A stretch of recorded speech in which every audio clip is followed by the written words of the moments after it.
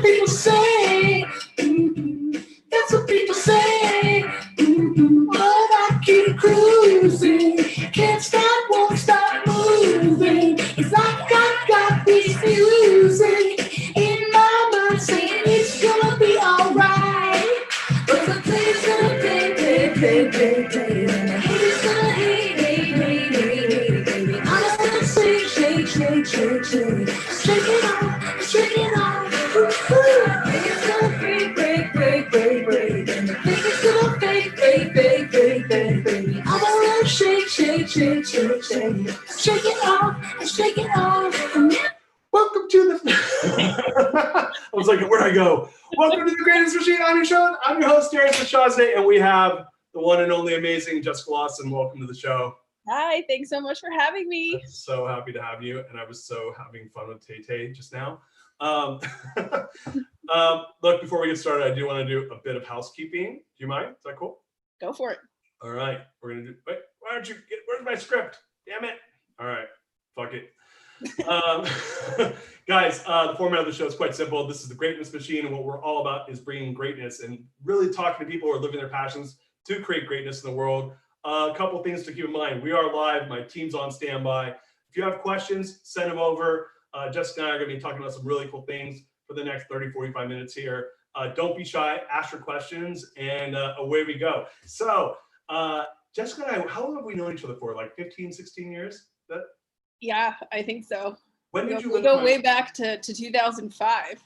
Yeah. So my mom moved to San Francisco in 2004, and yeah, so 15 years. We met 15 years ago. She was a roommate in my sister's place. But Jessica's been up to some really cool things. You're in Chicago now, right?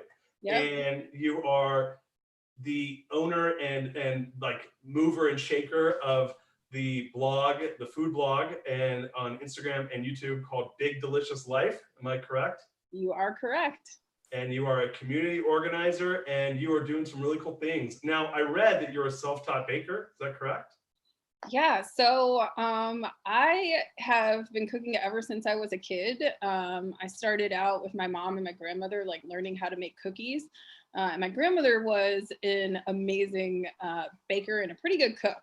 Yeah. And so I just kind of grew up watching them, and I got really interested in like, it was just magical to me, like being a little kid pulling up the chair to the counter and like watching all these different ingredients come together and turn into something delicious. So it's something that I've always been fascinated by, and something that I've done my whole life. So I think you know this. So you and my sister, that I know you through my sister Lawden, she was a guest on the show. Did you see the episode with her? Yes. That was awesome. I love that episode.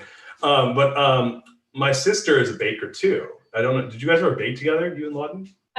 Well, Lawden and I never actually lived together. I actually took Lawden's room when she moved out of the house. Oh, really? Lawden and I became really good friends because she was always coming back to visit and staying with your mom. And then I was with all the other girls. But we did tons of cooking in there. And I spent a lot of time talking to Lawden, catching up with her about how she was baking her way through all of her grandmother's recipes. So we've been chatting a lot about food. Yeah, so I grew up with a grandmother who was like this epic baker too. And so it's when you have, and I mean, it's funny because my family is a family, I don't know if your family cooks as well, but my grandfather was like a really good cook. My mom's a pretty good cook. And some stuff she's amazing, and my sister and my grandmother was an amazing baker. But so this is all my mom's side of the family. So I grew up eating like amazing food. And then I'd go over to my friend's house, or like the best ones is if your grandmother's a good baker and you go to the bake sale at your school and like the kids bring this like garbage baked goods and you're like eat a brick cookie or like, you know, stuff that's like store bought. And you're like, I don't think I've ever had a cupcake that tasted shitty before. Yeah, I mean, to this day, potlucks really aren't my thing. I'd rather just be in control of the whole situation. Yeah, I'm like, I'm literally like perusing the table. I'm like, bad. That looks okay. Bad. Oh, that looks good. Bad. I'm like, shit. 80% of this food, it looks not even edible. So did you? So you grew up with, and so this is in your mom's side of the family or dad's side of the family? The grandmother was a baker. This is on my mom's side of the family, but I also grew up with a mom who stayed at home with us for most of my life. So my mom was, the kind of mom and wife that had dinner on the table for her family every night. We ate as a family together. We maybe went out or got takeout 1 or 2 nights a week, but she cooked every single night. And so that was just something I grew up with, is like, that's what people do. And it wasn't until I got older, and having to provide for myself, or even when I lived in the Dominican Republic, and even before that in college, I think we all go through this period where we're like, wow, it's kind of like a chore and a big responsibility to feed yourself every day. And it's really hard for a lot of people. But it taught me a lot about, being resourceful and creative. And I found, that being in the kitchen is often the only times I can feel 100% focused on something, Yeah. because it's something I can engage all of my senses in. And so it's like the only thing that I do. It's almost like a meditative experience, because Totally. I can't do anything else when I'm focused on the food. And I think that's why I took to it so much. Yeah, no, I'm with you. I love to cook. I probably should cook more than I do, but for the exact same reason you say, like, I love the process. I like the creativity. There's a lot of improvisation involved and like figuring out what to do. I'm not a recipe follower. I mean, I can follow it, but I like kind of like to like do it by feel, you know? Yeah, that's been the hardest part for me about, turning this into a situation where I'm creating, is writing down the recipe. Is like, that is the thing that keeps me, it's amazing now, but I feel like, or I am accountable to these people who are joining me and who are watching it on me and asking me questions, to get those thoughts out of my head. So it's looking a little bit different now in the kitchen. I'm in there with a pen and a paper, like, okay, how much of that did I put in there, and making sure I'm writing it down, so I can share these things. But before this, like, I maybe own like 2 cookbooks that I've ever read. Really? Yeah. So what is your family's heritage? Like, what is your background from like, obviously you had baker. My family, the cooking side is all Italian. So a lot of our stuff was either Italian or Italian American. And a lot of it's from the steel mill town. So there's a lot of like, there's like Polish recipes, but a lot of it's like American food or Italian based. What is your family's like background in cooking and food? Both my parents are African American. My mom's from the South. Oh, She's from Atlanta. So, that's where my grandmother was. So also, cooking with my grandmother growing up was a really special experience, because I wasn't with her all of the time. So, it was holidays, or when she came to visit, or when we'd go to Atlanta. So that kind of Southern influence, really comforting, like recipes that take a long time, but are also very simple and easy and tasty. That's what I grew up on. But as I got older and started to move around the country and even around the world, I just also became really interested in what other people were eating, where food comes from, what's available in certain areas. And it's just so interesting. You can get to know so much about people by, joining them at their table and seeing what it is that they eat. Uh, so and I think, what really brought it out of me was when I was living in the Dominican Republic for about 5 years. That's a place where just different products or vegetables, or, things that you may want just aren't available. And so, and there's not a ton of restaurants to choose from. So you have to get really creative, and you also have to be willing to pivot. So you can go into the grocery store with a plan, and they might not have what you want. They might not be getting it. They might have something else. So it was always like this really fun game of walking in there and seeing what was available and what could you make with that. yeah, that's so. Why did you go to the DR again? I forgot about that. Yeah, so I left when I left San Francisco in 2008, is because the economy just like went nuts. It was horrible. So I left San Francisco. I had previously volunteered from an organization in the Dominican Republic. I moved back there to volunteer originally. I had the plan to like, okay, I'll just wait out this economic crisis for like a year or so. And then when I got down there, there was, some unrest within the organization, and the founder of that organization and me ended up teaming up, breaking off and starting a new organization that was just for girls. And we kind of got in it at a time when everybody started paying attention to girls as a separate demographic than women and children. And it just blew up. And we started getting really popular and getting all this attention and getting an influx of money. And I ended up working there and living there for about 5 years. Wow. Yeah. That's so, I totally forgot you did that. So we got a couple questions coming over. First question is, do you have an absolutely favorite thing to bake? To bake, I'm like, so I'm a little bit weird about baking, and it's also like your tastes change as you get older. So like I used to love to bake so much as a cook, like as a child. I'm a chocolate person. I love peanut butter. I'm not so much into like fruit pies and desserts and things like that. So I like cakes and I like cookies to bake for sure. So you're savory. I am more like I definitely got more into cooking as I got more like out on my own and like into places where I'm like, wow, I really have to figure out what I'm gonna eat here. Yeah, no, I'm with you on that. Like I'm a savory food person too. Second question we have is, has the pandemic affected how and what you're baking? Yeah, I would say so. So why don't before you answer that question, why don't you kind of give the viewers background on how you started this whole thing? Yeah, so with the Well, pandemic. first of all, say what it is, because I think I mentioned it, but like give the whole story if you don't mind. Okay, the whole story. So back in April, so I can't believe it's only been 4 months because I feel like I've been doing this for a year and I also feel like it's a full-time job, which I do spend a lot of time on it. But, I think that's also super important to say, I'm new to content creating, but it is a lot of work. Yeah, And, it is like you have to love creating the content that you do and really, really love it for it to be successful because it shows if you're putting your whole heart into that or not. So as everybody knows, like cooking and baking, I've, just been before that, I was always kind of called upon to, my mom kind of passed the torch to me for Thanksgiving and family parties. Every once in a while, I will cater a small family party or a baby shower or, do a baking thing for a friend. And I would always get these things like, you should go into the restaurant business. You need to be a caterer. And like, that just never really interested me. Like something about like the struggle and like the investment and like, obviously now I'm glad I didn't go into that industry because, being in the restaurant industry is not really fun right now. right.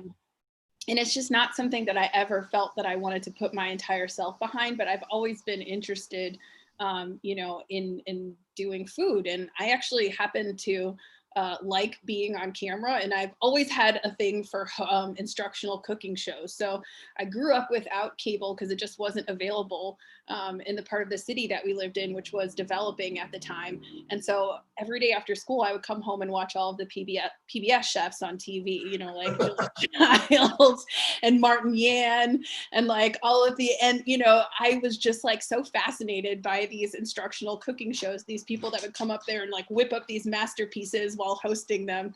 And it was like my favorite thing as a kid. And like, that was always what I wanted to do. And so when the pandemic hit, I was like, oh my gosh, like I'm not gonna, get to go to restaurants, like nobody's gonna be having parties, so I can't, bring my food to parties or what am I gonna do? Like this is, I thrive on this. And so I'm like, what can I do to like help scratch that itch? But at the same time, I was getting phone calls from everybody, from my sister, from friends, from aunts, even from my mom, like, oh, I went to the store today and there was nothing on the shelves. And, these are the only 3 ingredients I could find. Do you have any idea on what I could do with that? Or do you remember that thing that you made that one time for dinner? Like, how did you do that? Do you have that recipe? And, everybody was at home cooking for themselves, probably more often than they had been. Right. And so I was like, I don't remember the exact moment, but I was like, you know what? I'm going to start a cooking show. And so Yeah. I just got myself a ring light and I put my phone on there and I turned it on. And I made some stuffed peppers, like some taco stuffed peppers, which was like, I love Mexican food. I could eat Mexican food every night, but tortillas aren't great for the waistline. Right. So I love, stuffing. So I made some stuffed peppers and then I just posted it on YouTube and I was like, I'm going to get on Instagram too and start posting what I eat every day. And then people just started really taking to it and asking me questions on there. And then all of a sudden, I felt like I had this accountability to people to like help them through a difficult time, because it made me realize like how big of a struggle this is for a lot of people every day. And so, I think just kind of given my nonprofit background and what I've done with my career, it's something that I found out that I could come from a place of service. And that's really like what set it off for me, is like once I figured out that this was like a service and something that could help people, I was like all about it. Yeah. So thinking about that, and that's so cool. Like that was, I mean, it's so funny to see what's being born out of the pandemic. Like this show is being born out of the pandemic, right? Like I do a lot of them, but I love doing it. And I'm like, this started because I got serious about my book launch, and then I hired a book launch team, and they're like, oh, you got to do live stream. And I'm like, oh, I've been wanting to do a podcast forever, but live stream sounds even better because we're live. So it is cool to see people getting creative. And that is, I remember like in '08, like, and even in 2001, every single time there's a crisis, there's a lot of creativity that's baked out of it, right? Because people respond and do interesting things, and then something comes out of that. So that's really interesting to hear.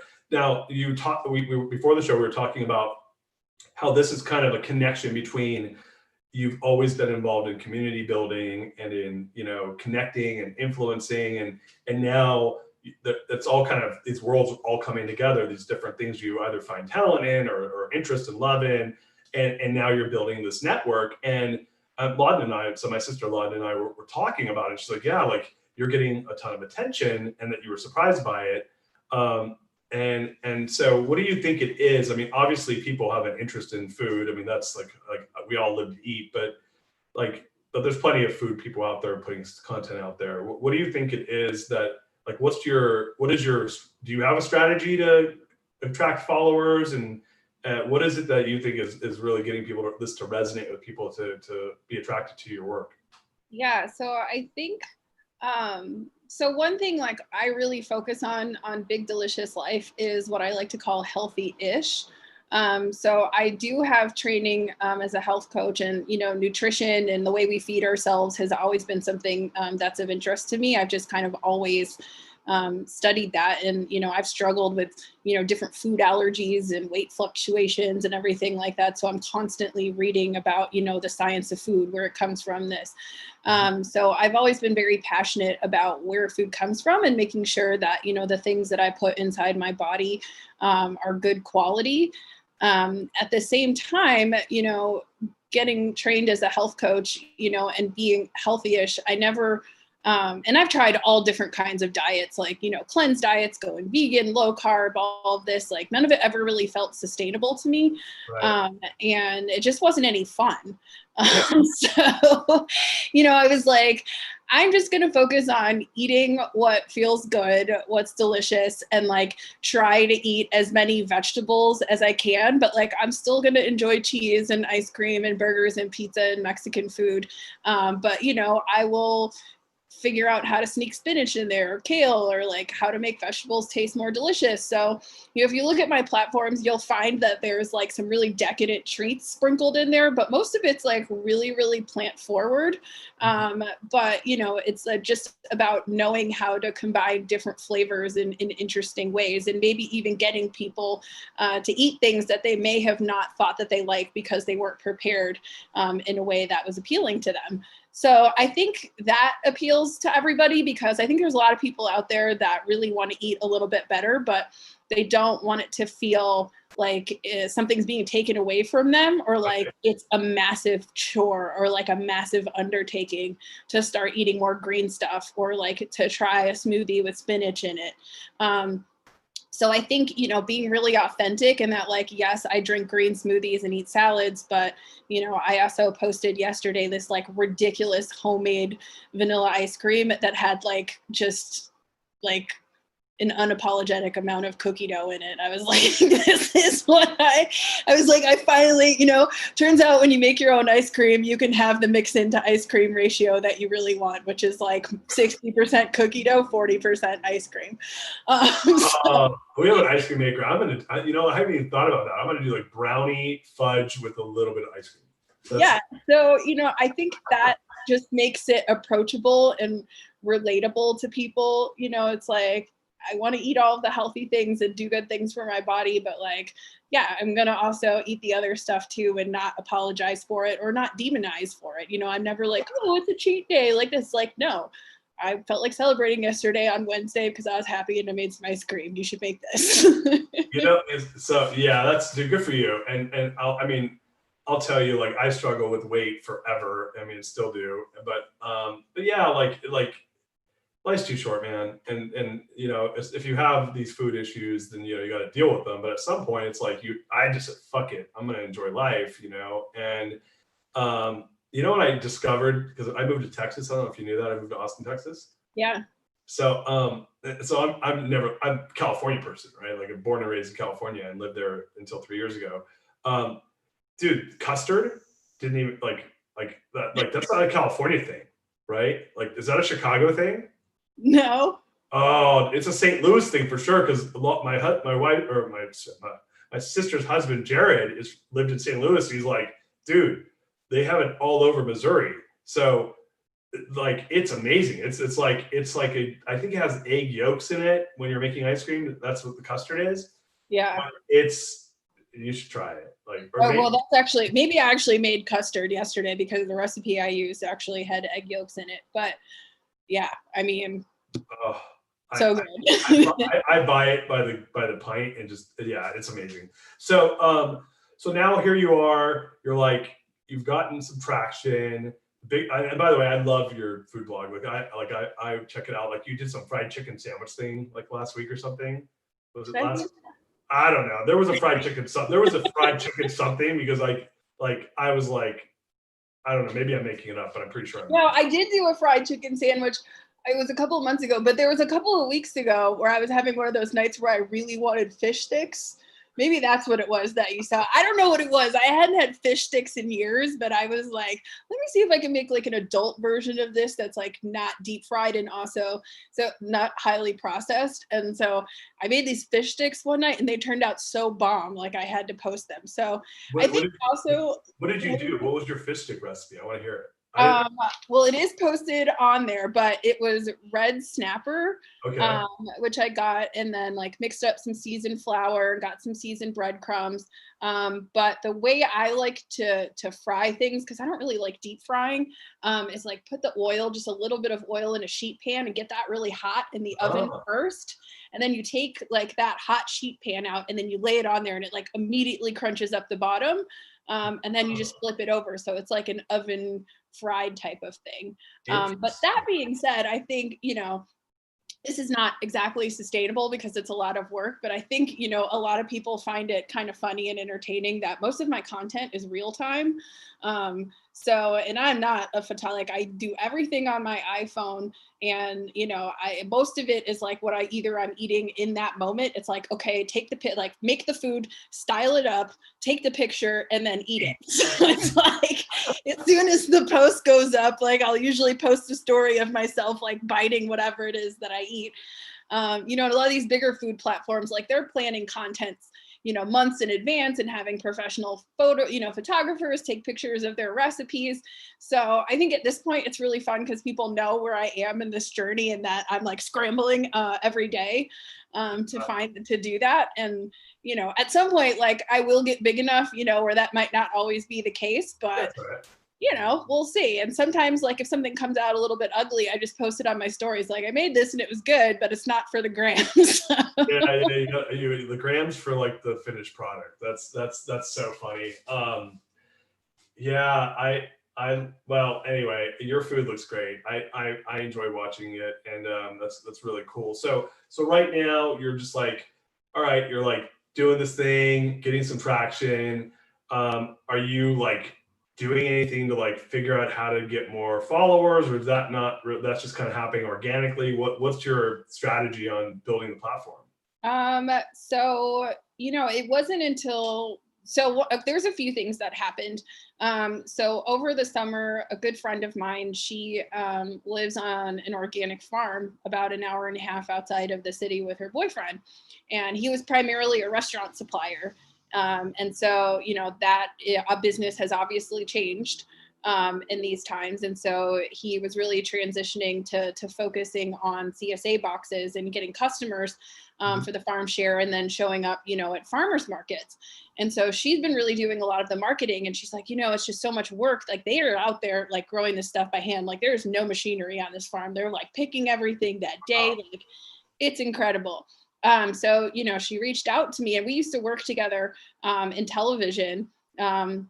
And she was like, I'd really like to have, some consistent recipes to show the customers what they can do with the stuff in their farm box. Because, a lot of people, you don't know what you're going to get in your farm box. It's like whatever the crop is that week, like you open it up and you're like, okay, I have 18 zucchini. Like, or like, what the hell's kohlrabi? I don't know. So every week during their season, I've been making up recipes for the farm customers. And I have a few of my old colleagues from TV that are like helping me create some YouTube episodes on the farm, which have been a ridiculous amount of fun to do, because I get to be on a farm and like, just improvise, like, okay, what do we have today? Like, we were out there on Sunday, and they have just like, it's a ridiculous amount of tomatoes. So I'm like, all right, get ready, everybody. Everything's going to have tomatoes this week, because I came home with 5 pounds of them. So. Oh, I love tomatoes. It's so good. So that's been a really interesting way to get a following. Like, I think just, I'm not really focused so much. Yes, I want to grow my following. And, at this point, I've realized that monetizing it is possible. And so, I'm putting myself through courses and, looking at other people who have been successful at this, and, trying to follow some of their example and learn as much as I can. Focused right now on building my website, because I know that that's like the closest thing to, getting to monetization, but it just happened so fast. I was like, oh crap, I got to have a website. Yeah. So the new version of that will hopefully go up next week, and I won't keep posting my recipes in the caption on Instagram, which is working fine for now. But, I think as I've kind of, built this up a little bit and got more confidence, and, seeing the support that I'm getting from this, I'm really motivated now to be able to provide the structure to do this full time. And so that's the goal. But I think in terms of, getting a following, I think it's just, like, be authentic, like tell the people who you admire in the industry that like you like their content, comment on other people's stuff. There's a really incredible community, especially of Black women food bloggers on Instagram, that have just been so supportive, and like, sharing each other's stuff. Like, if there's products that you love, I would say, definitely reach out to products that you really love. I get a lot of actually gifts right now from brands. And I'm starting to get approached by more companies, and, I haven't gotten any big paid sponsorships yet, but I'll turn down something that just doesn't feel authentic. Like, I got approached by like like a supplement company or something like that wanted me to do it. And I was like, you know what, this is not really something that I would use. So Right. not something that I would eat. I don't really, I use some like powders and things like that in my smoothies, but like, I don't really do processed foods, or, you won't see stuff like that in my feed. So, if those opportunities come along, I pass on that, because that's not what I would normally do. And I think, people who follow you for what they follow you for are going to appreciate that you stay, your true self, and stay authentic to your brand, and reach out to the companies that you want to work with, and, tag them in your photos and tell them you like your products, and like, they might even send you some stuff. Yeah, that's cool. That's smart. And so, is your thought of just doing like, if you could go out into the future, like right now, this is something you've been doing for a few months, you started doing it for fun, and now it's like, okay, it's 2 years from now, 3 years from now, if you could really imagine like what success might look like what when you think it, have you thought about it like that, or like, Oh yeah. so what does success look like to you, like 3 years from now? So 3 years from now, I mean, of course I'm going to be on the Food Network. So I've already envisioned like what that show would look like, what my set's going to look like, who's going to be on my show, like all of those things. That would be the ultimate goal, to have a cooking show, an instructional cooking show. Of course, I'd love to show up as a judge on some of the cooking competitions, because I love to eat and taste all different kinds of things. Yeah. I would love, to be a full-time content creator and, be able to hire a few people to work with me to do that. I've just been so incredibly lucky to have some really good friends and former colleagues who have been helping me do so much, just because they believe in me. And like that has really been incredible, just like having other people jump on and support for no other reason than they think it's fun and they believe in me. And so, having people on board with you doing it just because that, it like keeps you motivated for sure. Totally. So that's cool. That's really interesting. And like that's how you're gonna get there, is just by, to your point, being authentic and following your interests and your passion.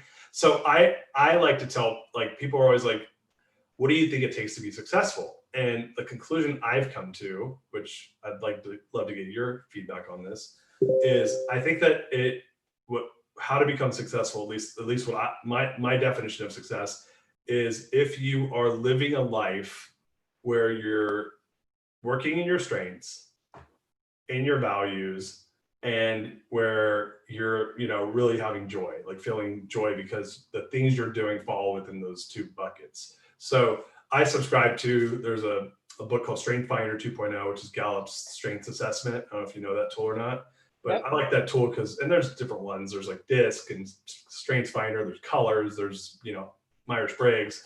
I like strengths. I like all of them for different stuff, but I like strengths because it really kind of tells you what you are. It's a self-assessment. So you're telling yourself what you are.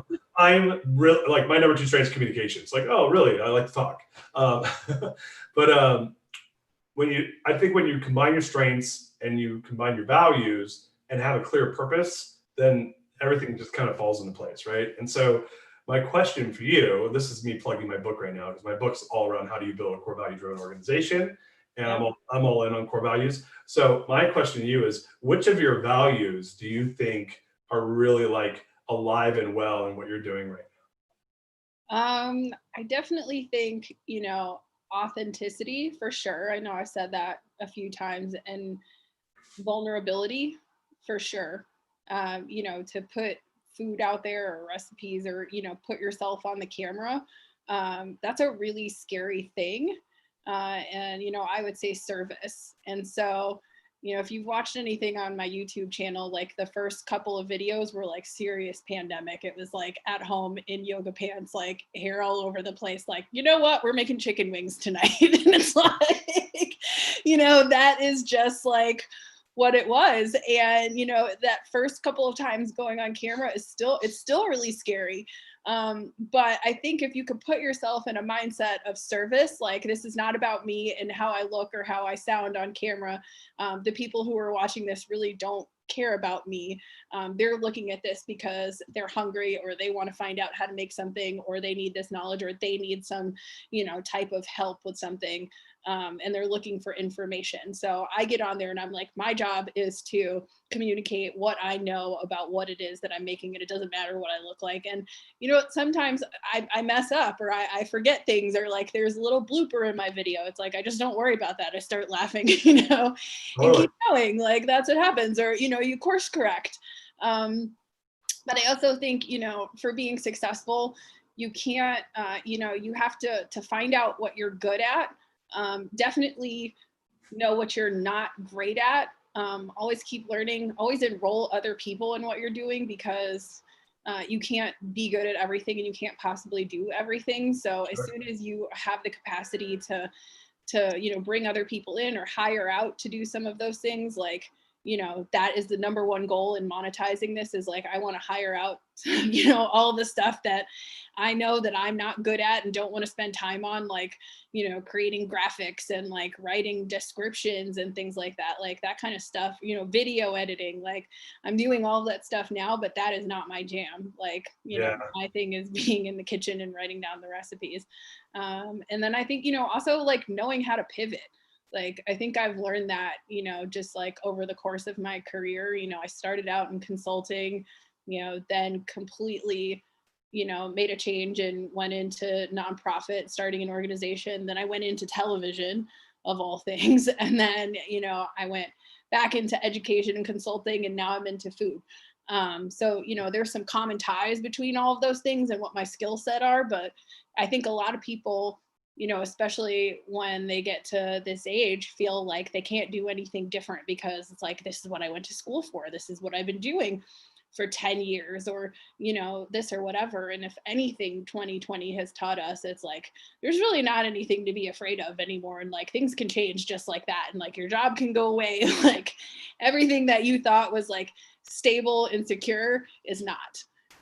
So if there's something that you want to do, or like you are thinking about pivoting or something you want to try, like just start by starting, because you never know what would happen. 5 months ago, if somebody, or January, if anybody had told me in January that I'd have a food platform and I'd be on this show with you, I would have been like, yeah, right. Yeah, that's gospel right there, because I think people, I mean, and this is where I'm an entrepreneur, but for 20 years and still an entrepreneur, but I've never had an issue with diving in head first. But so I do think that there's just like, get out of your own way. It's not going to be perfect, right?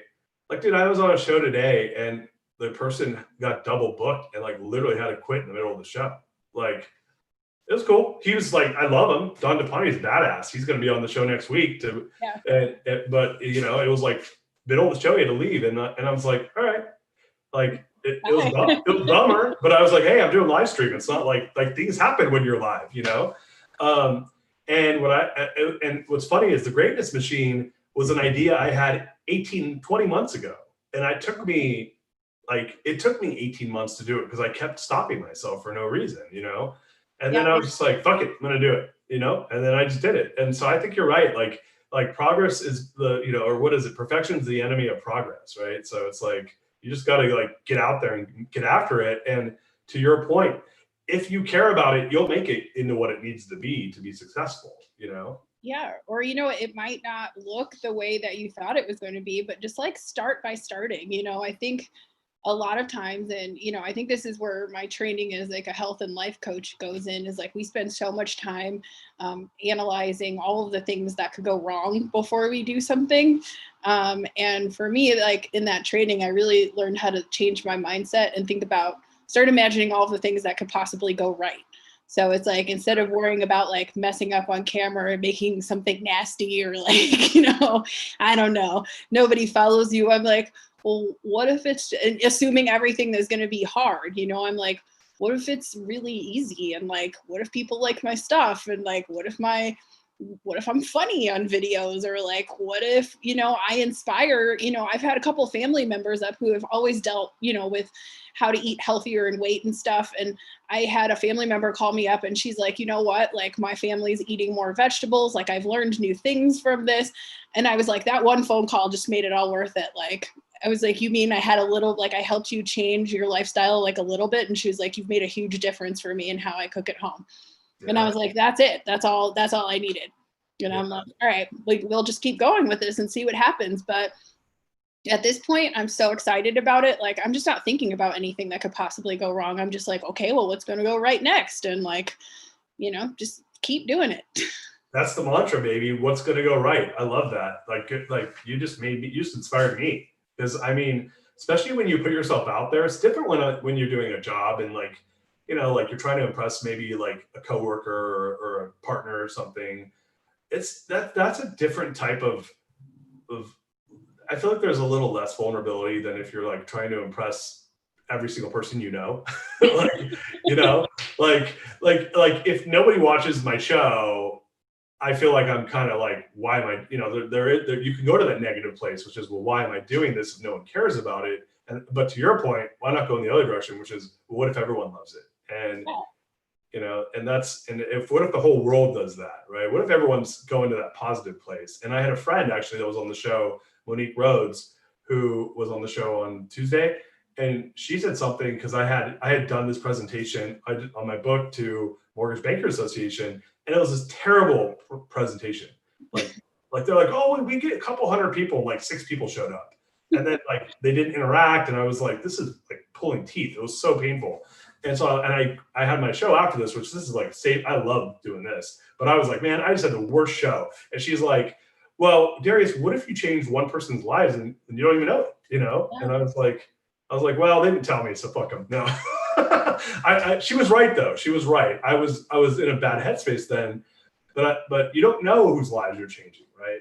And if you're in your flow state, then who cares? Like you probably will resonate with certain people. They don't need to tell you, but They don't need to tell you. And one thing that's been really amazing is like, it's been interesting, when you put yourself out there, because you have your close friends and family, who are always going to support you and, get behind you and watch your stuff and post your stuff and say that you're doing a great job, like your mom and, your sister and your friends. And they're like, cool. And you're like, well, I can do anything. And you would tell me that. But I think also, another thing that's fun is I'm hearing from all different kinds of people, who I'm friends with on Facebook or on Instagram, who I didn't even know that I was like within their realm of thinking, reach out to me and just say, hey, I tried your recipe and I really loved it. Or like post on this, or like, they'll throw up a picture of like, I made Big Delicious Life's turkey burgers that are full of zucchini and they're so good. I'm like, I had no idea you were paying even like following this. Yeah. And so,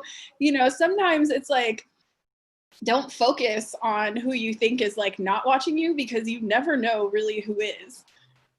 Totally. And people could just be like lurking around and not commenting or anything like that, but there are some people out there who maybe just discovered you, or maybe have known you for a long time, and like they'll watch you, and one day somebody's going to contact you and you'll just be like, you'll be blown away and you'll be so grateful. You'll just be like, I had no idea. And it's like, that to me is just, it's fun. Like, it's awesome. Yeah, no, I'll tell you honestly, selfishly for me, I just like having people on because I get to learn from them. And I'm a learner. It's my number 4 strength. So I'm like, oh, at least an hour or 2 a day, I get to learn something from someone that's doing something cool, right? And I'm like, I don't know if other people find that interesting. I'm the number 1 fan of my own show, right? So you have to be. yeah, I'm like, dude, my show is the best. I love it. Like, and it's because I'm like, look, nobody can be watching this thing. Like, I just learned so much from you. And like, dude, I had my best friend from high school on the last show, and I got to learn about what it's like to be a teacher in today's COVID world, right? Like, how would you get that perspective? Like, he and I have barely talked about this for months, but I got to spend 45 minutes talking to him about it. So to your point, you gotta enjoy it. And we were talking about this on a show the other day, which was, all you have is the process, right? And we get I don't know who lied to humanity and said the goal is the win. And it's a lie. Yeah. The goal's not the win. The process is the win, And you really have to love the process. Like, I love cooking. Obviously, one of the things I definitely underestimated was just the amount of back end work that goes into this, like the photography, the writing, the keeping up with it. I like to cook every day, but sometimes I go through periods where I'm like, eating cheese and crackers and, random snacks for days. And I'm like, okay, I got to cook something because I got to stay accountable to these platforms, or like the video editing. Like, I had no idea how to, use iMovie or like edit videos or like do any of that stuff before I started that. And it was like a really frustrating process, and it's still frustrating. I'm still not good at it. But I'm learning, and, each video that I make, it's a little bit better. And, I'm looking at I had a friend reach out to me the other day, and she's like, are you using a different camera, or like, how do your food photos are looking so much better? And I'm like, I'm studying, man. I'm looking at all the people who I like to follow and like looking at the angles. And, it's like, I had a meltdown last week because I spent so much time making something and it was so delicious. And I went to go photograph it, and it just looked like shit. Oh, it tasted so good though. It was so good. I went through this whole process of like, all right, I'm going to post this at this time, and it's going to get this. I'm going to tag these people in it, and these products, and exactly what I used. And like, everybody's going to love this recipe. And I made it. And it's like, I just couldn't photograph it in a way that was like attractive enough to go on Instagram. So I'm like, I tabled it, and I was like, I ate it. It was delicious. I'll figure it out later. That should go in your stories. Yeah. Or should be like, this doesn't look good, but this tastes amazing. Yeah. Well, and what happened is I put it on my stories, and then that's how I got my first product sponsorship. There you go. What if everything goes right? Exactly. I was so mad about the fact that it didn't look good, and then it did, but it tasted good. And I put it on my stories like, oh, I'll work on this recipe and get it to you soon. And I posted a picture of the tool that I used to create it. And the company reached out to me and they're like, we love this recipe. Can we put it in our newsletter? We want to send you some more stuff. Do you want to do a giveaway? I was like, what? Even though I thought it was like a whole disaster after I'd spent all this time creating it and didn't put it on my feed, it ended up being like my first actual paid opportunity. That's awesome. I love that story. That's so cool. We have another question. It's probably time for our last question. If you could only eat one thing for the rest of your life, what would it be? I only get one thing. Is it like a genre or like a one? Yeah, no, one. It can be like maybe it's not like a one. Like it has to be a food. So let's say like I'll say pizza, right? Because there could be and I can even give you a type, but yeah, I would say pizza. It's really hard for me to choose between pizza and burritos. And mostly because like those incorporate all the things that I like, which is like, I eat meat, but I'm not like a huge meat eater. Meat to me is like something that's like a sprinkling of something in there. And I actually prefer my pizza and my burritos vegetarian. So like, yeah, but it combines like something bread, something cheese, and like something vegetable, savory, saucy, like all in one thing. In one bite. I like things where it's like you get all of the things in one bite and you just pick it up like, that. So yeah, I can eat either one of those in one day all the time. Yeah, I'm with you on that. I started with COVID. I started making pizzas every Friday night. So I do it in a cast iron pan. I do nice. I'm like I think I've actually perfected the pan pizza. I'm gonna claim I've perfected. I'll send you pictures because I take pictures. When I was at the farm on Sunday, filming YouTube videos, I actually tried grilling pizzas for the first time. So a lot of the recipes that I do on my YouTube channel, which kind of makes it funny to me, are things that I'm trying for the first time. I'm like, let's just film it. And like, if it turns out okay, I'll post it. And if it doesn't, then it is what it is. Like I practice. But that one, I haven't edited the footage yet, but that should be pretty funny. It's like, was it good? It was amazing. It turned out so good. But I, of course, was freaking out thinking that the dough was going to fall through the grates. Yeah. It works amazing. But, I'm like holding it up and then like throwing it on the grill, just like. That's hard. Like a Hail Mary, like hoping this works. Yeah, so my mom's, my stepdad, my mom's husband, he's a pizza guy, right? So he builds pizza ovens. And so they got me one of those Uni pizza ovens. I don't know if you know those. I'm going to say this, like, I realized like what I don't like about cooking, I don't mind cooking meat on an open grill, but pizza, it really does need some consistent heat, right? You can't have fluctuations. Yeah. Like I can have fluctuations on heat on a barbecue, and it just means I got to play with the meat a little more, or I have some wiggle room there. Dude, it ruined your pizza, more or less. If the heat fluctuates a lot, it will ruin your pizza. And so I was cooking on that thing, and there's a lot of heat fluctuations. So I did it a bunch of times, and finally I was like, you know why? Because it's all metal, right? So that doesn't trap the heat. And if you have a big, heavy clay wood, like one of those dome pizza ovens, it really holds the heat, right? Yeah.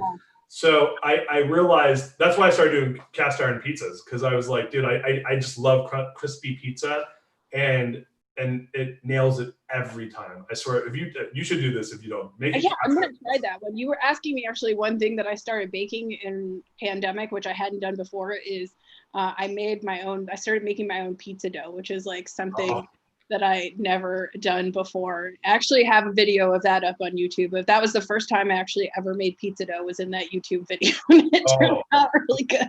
Are you using King Arthur's flour? Is there any other flour? You got 00 Italian flour, but the King Arthur flour, my gosh. It's my favorite. Oh my God. So Mariah makes the dough, and then I make the pizzas with it. And it's like, I've not bought pizza. I'm a guy that goes, I eat pizza like religiously. I don't buy pizza anymore. I just make my own. I'm like, I can't wait to make pizza tomorrow. Oh.